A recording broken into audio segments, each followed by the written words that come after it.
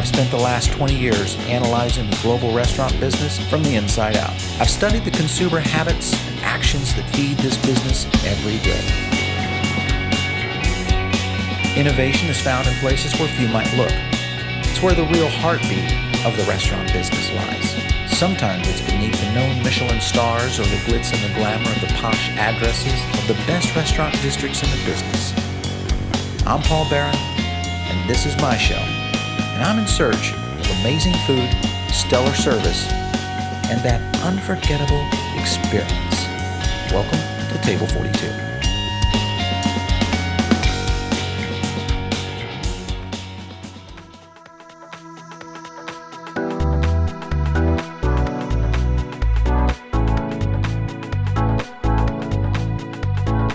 What Wylie and I wanted to do was take all the things that we've learned over the years, the techniques, the interesting flavor profiles, and flip them in a certain way that makes them new and interesting, but still delicious and fun and accessible.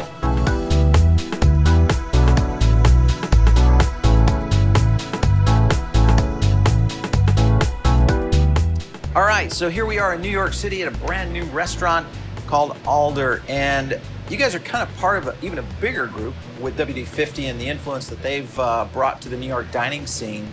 I'm here with Chef Jon. Hi, Jon, how are you? Thanks for letting us get in your kitchen. Thanks for coming, guys. So tell us a little bit about kind of how you got started in the business, a little bit about the backstory. I've been cooking for a long time, 20 years. I went to college for cultural anthropology and then decided to sort of really take a crack at I worked at Aquavit for 2 years with Marcus Samuelson. Yep. And then I started at WD-50 about 7 years ago and was the chef de cuisine there for the last 3 until we moved over and started this restaurant Alder. So Chef, we break down 2 or 3 dishes typically on Table 42. Okay. What are we going to look at today?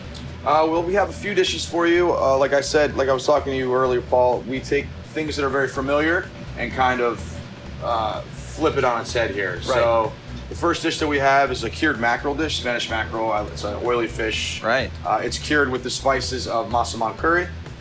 And we have a puree made with massaman curry and hazelnuts. A grape salad. Grapes are in season right now in New York City. We get really great grapes from upstate New York, from the Finger Lake region. And some lovage and some puffed rice. So beautiful. I'm gonna plate it up. Yeah, let's do it. All right. So first we're gonna slice our fish. Obviously, you guys are in a great spot being in New York, so you get a lot of patrons most likely that, you know, they'll test the palate. They'll try new things. Yeah, we're very fortunate in New York City to have diners that are willing to, you know, experiment and try new things.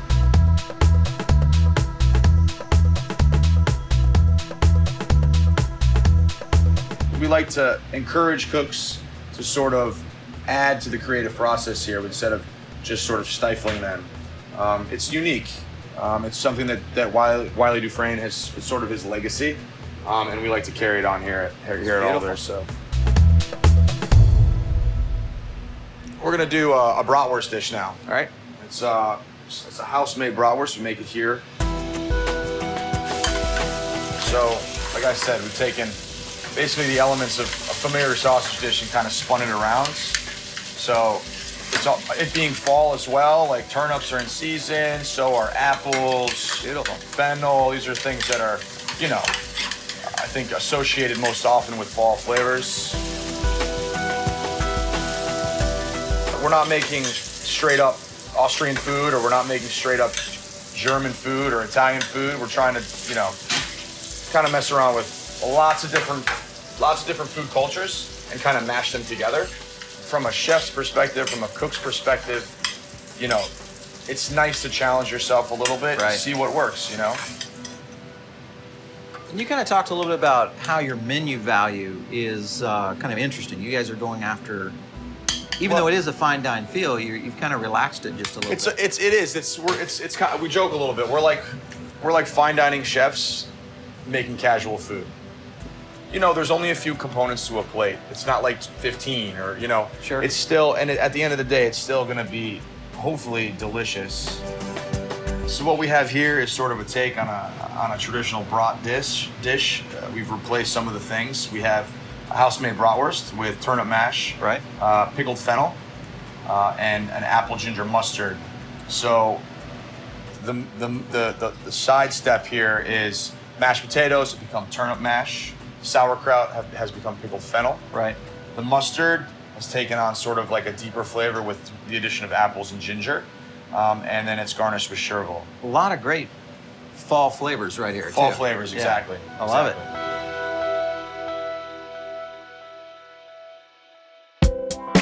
Okay, so moving right along, this is another new dish on the menu. The bratwurst is new. The next one we're gonna do is also pretty new. Actually, they're all really new. Working with fall flavors again. We're gonna go to Asia with this one, but more towards Korea. We've taken a very sort of traditional Korean bulgogi sauce, Okay. which is usually served at a Korean barbecue joint with meat. We've taken that and sort of introduced Brussels sprouts to it, which is a very sort of fall ingredient. Brussels sprouts, everybody loves Right. Brussels sprouts in the fall. And instead of serving it with meat, we're gonna serve it with a piece of fish, some Nova Scotia halibut. One of my cooks actually came up with the sauce recipe Great. for this. Yeah, and then we sort of ran it through sort of our wheelhouse and tried to figure out how we could make it into a dish. Yep. Without being too sort of Korean. It's a rich dish. Yeah. Brussels sprouts and sesame oil and soy sauce. These are like rich flavors. So the one challenge was how are we going to brighten this up? Yeah. So we made a citrus glaze and we made some salt and vinegar carrot chips.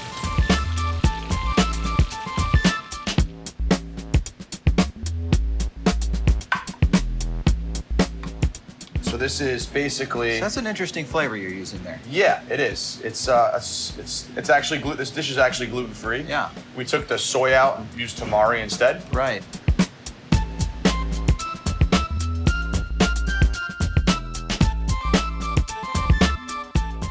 So these are all sort of things that you might see. This is gorgeous. You might see you would see scallions in a Korean barbecue joint. Yeah. You'd see sesame seeds. Yeah.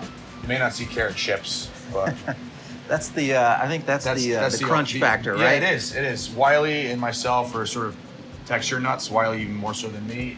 He loves crunch, so it's always part of every dish has to have some sort of like A little bit of crunchy that. component. Yeah, Yeah. exactly. Juxtaposition of textures is what we like to say. Yeah.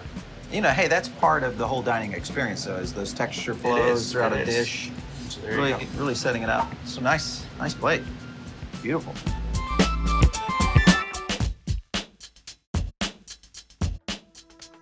So this next dish is what we call here at the restaurant French onion soup rings. Beautiful. The inspiration came from a cross between French onion soup and our love of poutine. We have all like sort of the elements of French onion soup. We have beef, we have cheese, we have onions, we have chives, we have breading, but it's sort of served more like a poutine. We took what would normally have been soup and we made a gravy. Gorgeous. Which I'm gonna put on the bottom of the bowl.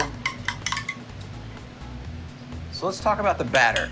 The batter, we took a sort of a traditional tempura batter, removed the water, and replaced it with a highly reduced cheese stock. Okay. So the onion rings themselves will emulate the cheesy sort of cheese flavor. Right. And then we've covered it with Gruyere cheese, which is traditionally served on French onion soup. Nice. And there you have it, French onion soup rings. This is very much the kind of food that you would want when you're having a beer or a cocktail, a glass of red wine. It works. Yeah. It's a fun dish as well. It'll make people smile.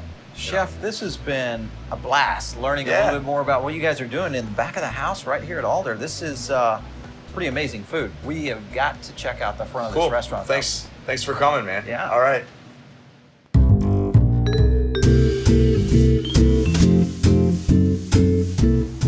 So Siobhan, here we are at the front of the house of Alder, and man, what a great time we had back there with Chef Jon. Man, he was having some fun with us, so Yes. we enjoyed that. And before we get started, let's learn a little bit about you. What do you do here at Alder? I'm the general manager, so I'm in charge of the front of house, and I'm here almost every night of the week. Right. And I'm sort of the liaison between all of everything going on here and back there. Yeah.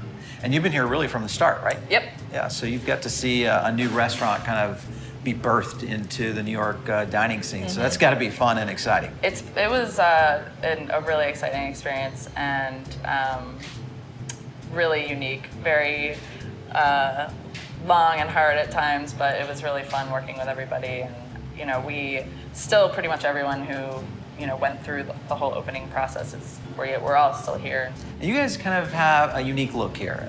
It's not your typical New York restaurant. You guys have done some things a little differently. What was the thinking when you designed this restaurant? We had a great architect, Jennifer Carpenter, who did the design of the restaurant. But really, the idea was that there's a lot of different details, Sure. and you're always going to notice something new, no matter how many times you come. And I think that kind of relates to the food as well. But Nuances. just sort of, yeah, exactly. And it seems like you guys have really connected the menu with this whole value proposition that is really happening as a trend in the restaurant space right now, where great chefs are, I won't say they're dumbing down, they're actually refining how they incorporate a new menu and then make it really affordable and approachable. Yeah, we're trying to make it very accessible, Yeah. while still being really smart. So Siobhan, thank you so much for letting us stop in here at Alder. We have learned so much today. This has been a blast to have you guys on Table 42. Great to have you guys.